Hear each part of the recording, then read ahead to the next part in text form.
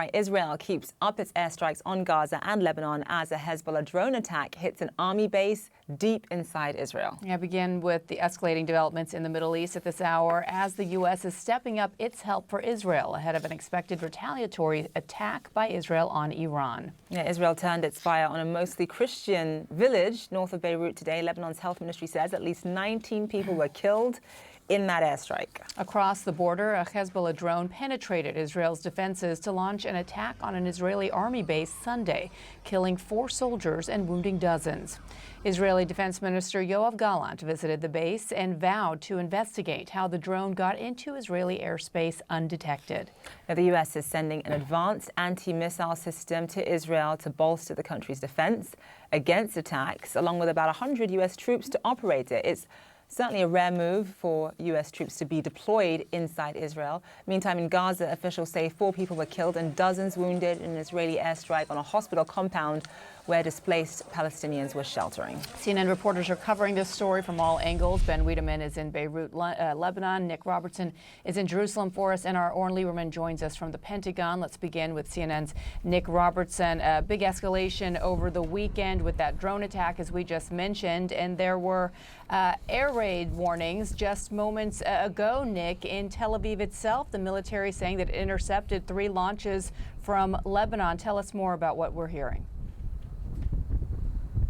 Yeah, that strike that hit an IDF base about 30 miles north of Tel Aviv, 40 miles south of the border with Lebanon, is significant because it appears to be the first time that Hezbollah has been able to actually target, and it certainly appears and said it was targeting an IDF base and has said in recent days that that's what it was planning to do. It is significant as well because it appears to be the bloodiest strike on troops here since October 7th, certainly away from the combat lines, and really exposes the difficulty, if you will, that the IDF faces maintaining a thorough ability to deter every missile and every drone that comes from Hezbollah in the north. They've managed to sort of whittle away and limit the missiles coming from Hamas in Gaza in the south. But every day there's an average of about 150 or so missiles and drones that come in from Lebanon. And what the IDF said was that they were tracking drones coming in around about supper time yesterday, 7 p.m. They got one drone as it came over the border, but they lost sight of another. And I think, there's perhaps a significant comparison to be made here. If I throw back to the British and their fight with the IRA, Irish Republican Army in Northern Ireland, who tried to blow up the Prime Minister Margaret Thatcher in the 80s, put a bomb in her hotel, and their message to her afterwards was, but she survived, some of her fellow colleagues didn't, their message to her was, we only have to be lucky once. You have to be lucky every time. And this really could be a case of that Hezbollah, they've been trying to do this for a while. They got lucky. And that's the difficulty of a long war like this, that Israel has to not only be lucky, but continue its professional ability to see every threat and stop it coming. Yeah, that drone attack against the army base did not set off alarm signals in the country, and thus the troops were eating at the time that it struck. We've covered drone warfare quite thoroughly as we've been covering the war in Ukraine, but now obviously this is a subject that we're broaching as it relates to the Middle East as well. Nick Robertson, thank you. And let's bring in Ben Wiedemann, who joins us live now from Beirut. So, Ben, we're seeing a Christian town in the north being targeted, so clearly not just Hezbollah strongholds. Just walk us through what that says about the expanding parameters of this war. Yes, the target in this case, Zain, was a apartment building, a residential building in the village of Aitu in the Zagharta region, which is really the Christian heartland. Now, we spoke to the mayor of that town, who told us that he lives about 2.5 kilometers away, and he thought the blast happened right next door. He said that this building was home to people who had been displaced from other parts of Lebanon, families basically, including women and children. He said he had no knowledge of any fighters being in the building or any weapons being stored now. Now, it's the Lebanese Red Cross Society that is saying that the death toll is at least 19, 9 injured, but they continue to dig in the rubble because it's believed there's still people alive, perhaps, underneath. Now, it's significant because this is a village that's about 100 kilometers north of Beirut in an area that normally wouldn't be targeted by the Israelis. It's not clear at this point what the potential target was, but it certainly represents a change, and it certainly underscores that Israel will hit anywhere in the country. They have hit further north in Lebanon, but a majority Christian area, this is absolutely the first time this has happened.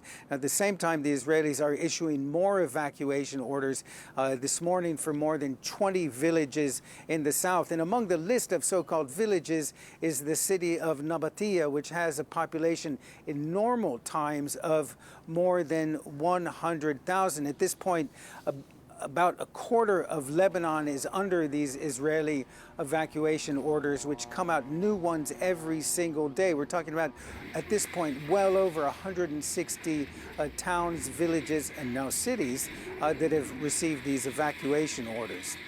Zain? Yeah, I mean, when you have that many evacuation orders covering so much of Lebanon, I mean, the big question is, where do people go? Where is actually safe right now? Ben Wiedemann, live for us there. Thank you so much. And let's get right to the Pentagon and CNN's Oren Lieberman. Oren, let's talk about this news about the U.S. sending a THAAD system to Israel as we are anticipating Israel's response to the an unprecedented nearly 200 ballistic missiles launched at its last 2 weeks ago by Iran. Now we're expecting Israel to respond and thus perhaps a retaliatory response then from Iran. Talk about the significance of this very powerful anti-missile system and the fact that it coming with it will be about 100 U.S. troops as well.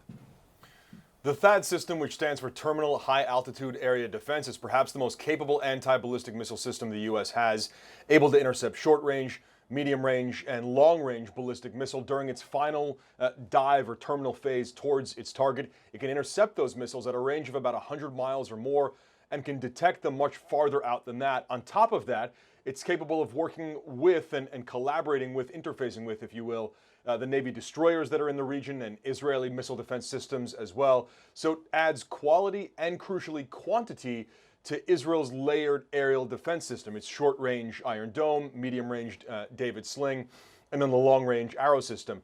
Crucially, the U.S. doesn't have that many THAAD systems, so anytime one is moved or deployed, it is a significant statement, first, on the commitment of U.S. forces, and there are about 100 troops that are required to operate the THAAD system, and then on where the U.S. sees its priority, because to put a THAAD in one place means you don't have it somewhere else. THAAD was deployed to the Middle East after the October 7th terror attack. Now it's being moved specifically to Israel, and you point out exactly why it's there. After the October 1st launch of some 180-plus Iranian ballistic missiles against Israel, Israel has very much vowed to respond. And in response to that, Iran has promised its own retaliation. And if it's another large-scale barrage, as we've seen on October 1st and on April 13th, THAAD could play a crucial role there, and that's very much why it's there. Aside from the military aspect of it, there is also that message that the U.S. will absolutely stand by Israel's defense. So that, too, is a message to Iran and the proxies in the region about where the U.S. sees its priority, and that is very much Israel's defenses. Zain and Bianna. You mentioned the limited quantity of these battery systems. It's believed the U.S. has about 7 of them. So sending 1 of 7 to Israel at this point is a significant development. Oren Lieberman, thank you.